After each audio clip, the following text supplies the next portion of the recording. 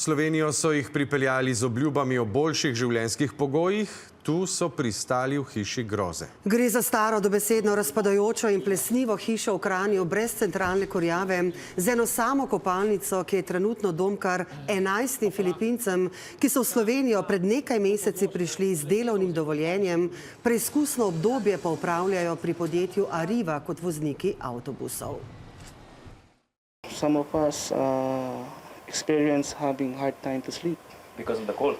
Because of the cold, yeah. And also having difficulty to wash our clothes. The rent price for each one of us, I think we have 200 € each.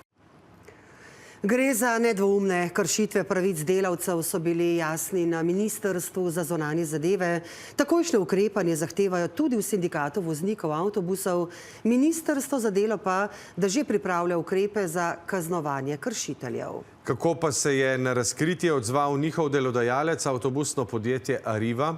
In kako razmere pojasnjujejo v kadrovski agenciji, katere direktor je sicer zloglasni nekdanji župan Kranja Boštjan Trilar. Mark Vidrih.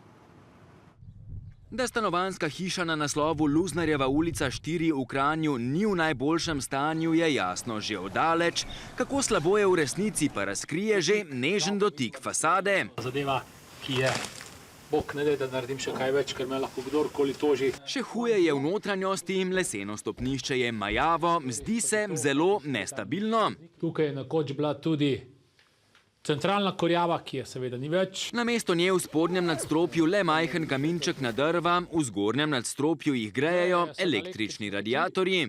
Te električne peči zaradi slabe inštalacije, okolikor jo vključijo, vrže ven celotno električno omrežje. Ob vsem tem pa še vlaga. Ogromno je plesni, čuti se zatohov zrak. Nam stanje, v katerem je hiša, opisuje glavni sindikalist voznikov avtobusov. Kasneje se za anonimno izjavo opogumi tudi eden od stanovalcev. We are 11 here in this house and having difficult to, to take a shower because in the morning if 3 guys go shower, the 4th guy and also for the 11th guy we'll need to boil the water in the kitchen because the tank is already small. V Slovenijo so prišli decembra lani, pripoveduje, in že takrat je bila vlaga v hiši neznosna. We need to go outside, take the wood, put in the fireplace to make it dry. Na vse to so, kot pravi, večkrat opozorili tudi kadrovsko agencijo, ki jim je namestitev uredila, a za manj.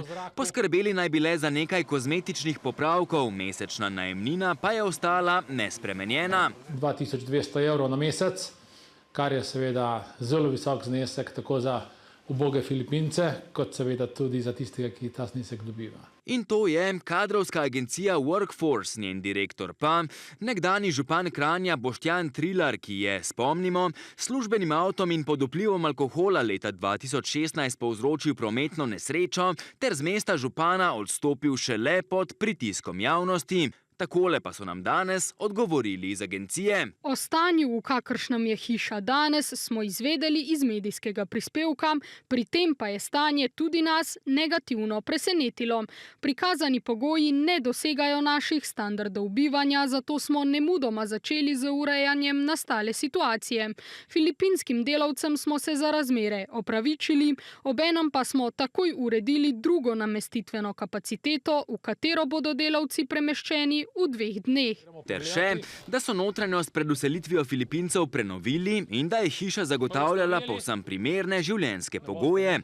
Odzvali so se tudi v prevoznem podjetju Arriva in med drugim zapisali, da bodo po novem vzpostavili komunikacijski kanal za zaposlene, po katerem bodo lahko varno poročali o težavah z bivanjem.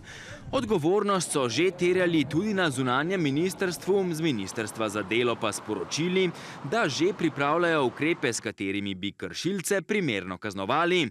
Priložnosti za zlorabo pa bo očitno vse več. Prav pred nekaj dnevi je zunanja ministrica v Manili namreč podpisala dokument, ki Sloveniji zagotavlja še bolj množičen uvoz delovne sile s Filipinov.